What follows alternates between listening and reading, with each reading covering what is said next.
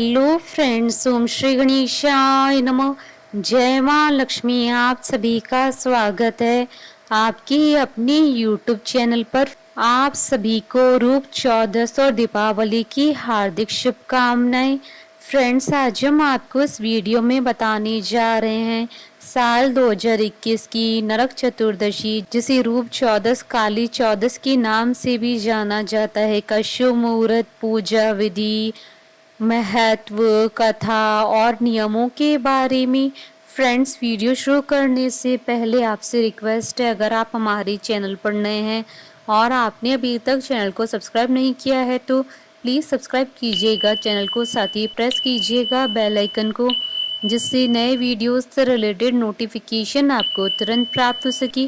और वीडियो पसंद आने पर वीडियो को लाइक और शेयर जरूर कीजिएगा, ताकि सभी भक्तों को इस वीडियो का लाभ प्राप्त हो सके। और कमेंट बॉक्स में जय माँ लक्ष्मी जरूर लिखिएगा।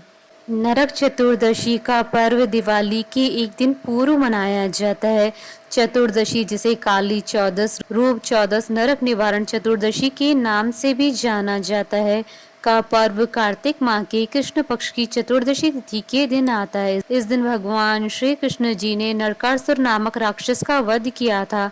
इसी कारण वर्ष इस दिन को नरक चतुर्दशी कहा जाता है। सनातन धर्म के अनुसार नरक चतुर्दशी के दिन सूर्योदय से पूर्व उठकर स्नान करने की परंपरा है, जिसके बाद चंदन का उपटन और तिल के तेल को शरीर पर लगाया जाता है। नहाने के बाद भगवान सूर्य को अर्घ्य दिया जाता है। इस दिन धर्मराज यम की पूजा की जाती है। रात्रि के समय लोग घरों की चौखट पर यम के दीपक लगाते हैं। चौदस के दिन अंजनी पुत्र हनुमान जी की भी पूजा की जाती है और चौदस के दिन काली माँ की भी पूजा की जाती है। इस दिन दीपदान को विशेष महत्व दिया जाता है।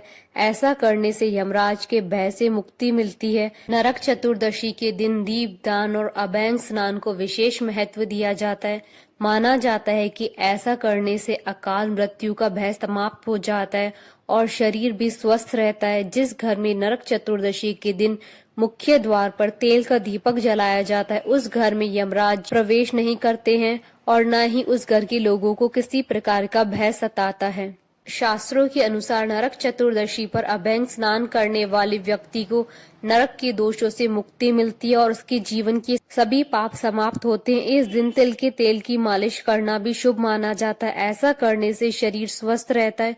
नरक चतुर्दशी को रूप चौदस के नाम से भी जाना जाता है। इस दिन लेप और उपटन करने से रूप में निखार आता है। माना जाता है कि इस दिन जिस घर के मुख्य द्वार पर दीपक जलाया जाता है, उस घर में यमराज कभी प्रवेश नहीं कर पाते हैं। रूप चौदस सौंदर्य को निखारने का दिन है। भगवान की भक्ति व पूजा के साथ खुद के शरीर की देखभाल भी जरूरी होती है। ऐसे में रूप चौदस का यह दिन स्वास्थ्य के साथ सुंदरता, रूप की आवश्यकता का संदेश देता है। जिस प्रकार महिलाओं के लिए सुहाग पड़वा का स्नान माना जाता है, उसी प्रकार रूप चौदस पुरुषों के लिए शुद्धि का स्नान माना गया है। वर्ष भर ज्ञात अज्ञात दोषों के निवारण के लिए इस दिन स्नान करने का शास्त्रों में काफी महत्व बताया गया है। माना जाता है कि सूर्योदय के पहले चंद्र दर्शन के समय में उपटन सुगंधित तेल से स्नान करना चाहिए। सूर्योदय के बाद स्नान करने वाले को नरक समान यातना भोगनी पड़ती है। इसके अलावा यह भी मान्यता है कि ऋतु परिवर्तन के कारण त्वचा में आने वाले परिवर्तन से बचने के लिए भी विशेष तरीके से स्नान किया जाता है। फ्रेंड्स, अब आइए जानते हैं नरक चतुर्दशी के शुभ मुहूर्त के बारे में। हिंदू पंचांग के अनुसार इस बार नरक चतुर्दशी का पर्व 3 और 4 नवंबर बुधवार और गुरुवार के दिन मनाया जाएगा। रूप चौदस, काली चौदस और हनुमान पूजा 3 नवंबर 2021 बुधवार के दिन की जाएगी और नरक चतुर्दशी का पर्व 4 नवंबर 2021 गुरुवार के दिन मनाया जाएगा। चतुर्दशी तिथि प्रारंभ होगी 3 नवंबर 2021 को सुबह 9:02 पर और चतुर्दशी तिथि का समापन होगा 4 नवंबर 2021 को सुबह 6:03 पर। नरक चतुर्दशी के दिन अभ्यंग स्नान किया जाता है। अभ्यंग स्नान का मुहूर्त रहेगा 4 नवंबर 2021 को सुबह 4:39 से सुबह 5:24 तक। कुल अवधि 45 मिनट है। नरक चतुर्दशी के दिन चंद्रोदय का समय रहेगा 4 नवंबर 2021 को सुबह 4:39 पर। काली चौदस की पूजा का शुभ मुहूर्त रहेगा 3 नवंबर 2021 को रात्रि 11:45 से अगले दिन सुबह 12:36 तक। कुल अवधि 52 मिनट है। नरक चतुर्दशी के दिन चित्रा नक्षत्र रहेगा सुबह 7:42 पर और इस दिन प्रीति योग रहेगा 4 नवंबर 2021 को सुबह 11:10 पर। फ्रेंड्स, अब आइए जानते हैं नरक चतुर्दशी के नियमों के बारे में। शास्त्रोक्त नियम। दो विभिन्न परंपराओं के अनुसार कार्तिक मास की कृष्ण पक्ष की चतुर्दशी को नरक चतुर्दशी मनाई जाती है। कार्तिक कृष्ण पक्ष की चतुर्दशी के दिन चंद्रोदय या सूर्योदय सामान्यतः 1 घंटे 36 मिनट पहले का समय होने पर नरक चतुर्दशी मनाई जाती है। हालांकि सूर्योदय पर चतुर्दशी मनाने का विधान सबसे ज्यादा प्रचलित है। यदि दोनों दिन चतुर्दशी तिथि सूर्योदय अथवा चंद्रोदय का स्पर्श करती है तो नरक चतुर्दशी पहले दिन मनाने का विधान है। इसके अलावा अगर चतुर्दशी तिथि सूर्योदय या चंद्रोदय का स्पर्श नहीं करती है तो भी नरक चतुर्दशी पहले दिन ही मनानी चाहिए। नरक चतुर्दशी के दिन सूर्योदय से पहले चंद्रोदय या फिर सूर्योदय होने पर अभ्यंग स्नान और यम तर्पण करने की परंपरा है। फ्रेंड्स, अब आइए जानते हैं नरक चतुर्दशी की पूजन विधि के बारे में। नरक चतुर्दशी के दिन प्रातः काल सूर्योदय से पहले स्नान करने का महत्व है। इस दौरान तिल के तेल से शरीर की मालिश करनी चाहिए। इसके बाद अपामार्ग यानी चिरचरा को सिर के ऊपर से चारों ओर 3 बार घुमाए। नरक चतुर्दशी के से पहले कार्तिक कृष्ण पक्ष की अहोई अष्टमी के दिन एक लोटे में पानी भरकर रखा जाता है और नरक चतुर्दशी के दिन इस लोटे का जल नहाने के पानी में मिलाकर स्नान करने की परंपरा है। मान्यता है कि ऐसा करने से नरक भय से मुक्ति मिलती है। स्नान के बाद दक्षिण दिशा की ओर हाथ जोड़कर यमराज से प्रार्थना करें।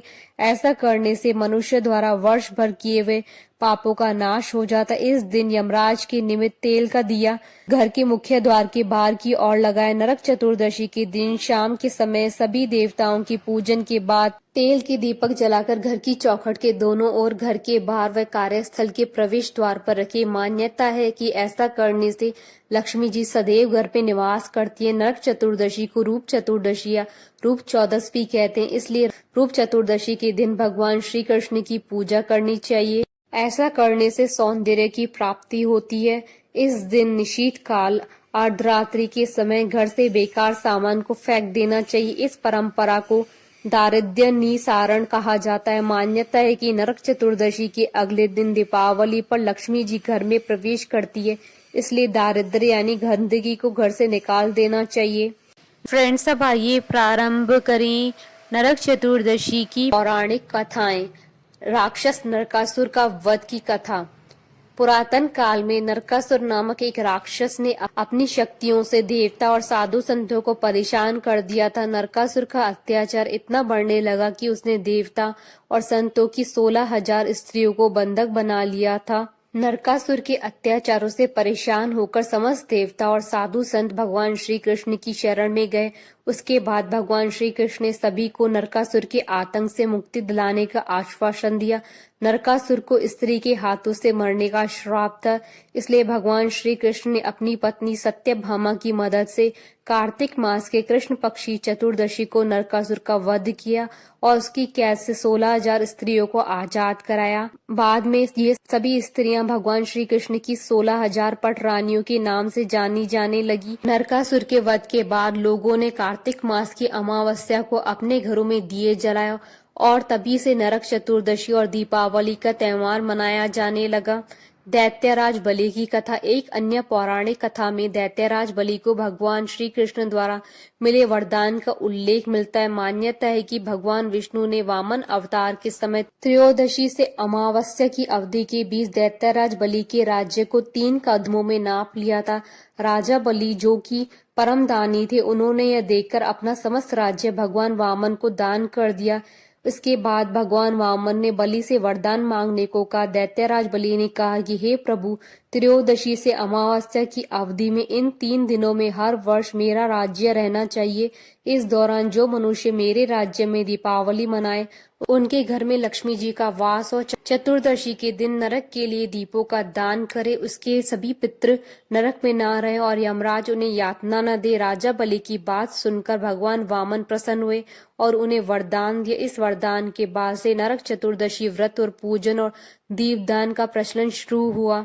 नरक चतुर्दशी की पौराणिक कथा के अनुसार प्राचीन समय में रंती देव नामक राजा था। वह हमेशा धर्म कर्म के काम में लगा रहता था। जब उसका अंतिम समय आया तब उन्हें लेने के लिए यमराज के दूत आए। उन्होंने कहा कि राजन, अब आपका नरक में जाने का समय आ गया है। नरक में जाने की बात सुनकर राजा हैरान रह गए और उन्होंने यमदूतों से पूछा कि मैंने तो कभी कोई अधर्म या पाप नहीं किया है, मैंने हमेशा अपना जीवन अच्छे कार्यों को करने में व्यतीत किया है, तो आप मुझे नरक में क्यों ले जा रहे हैं? इस प्रश्न का उत्तर देते हुए उन्होंने बताया कि एक बार राजन, तुम्हारे महल के द्वार पर एक ब्राह्मण आया था जो भूखा ही तुम्हारे द्वार से लौट गया, इस कारण से ही तुम्हें नरक में जाना पड़ रहा है। यह बात सुनकर राजा ने यमराज से अपनी गलती को सुधारने के लिए 1 वर्ष का अतिरिक्त समय देने की प्रार्थना की।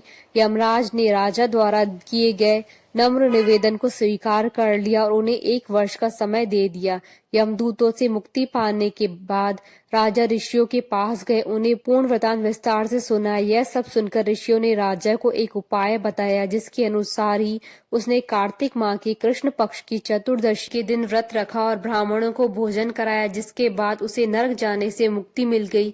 उस दिन से पाप और नरक से मुक्ति हेतु भूलोक में कार्तिक चतुर्दशी के दिन का व्रत का प्रचलन है। रूप चौदस की कथा। भगवान के ध्यान में तल्लीन एक योगी ने समाधि लगाई, लेकिन कुछ ही समय बाद उसके शरीर और बालों में कीड़े पड़ गए। इससे परेशान योगी की समाधि टूट गई। अपने शरीर की दुर्दशा देख योगी को काफी दुख हुआ। इस दौरान नारद जी वहां से वीणा बजाते हुए गुजर रहे थे।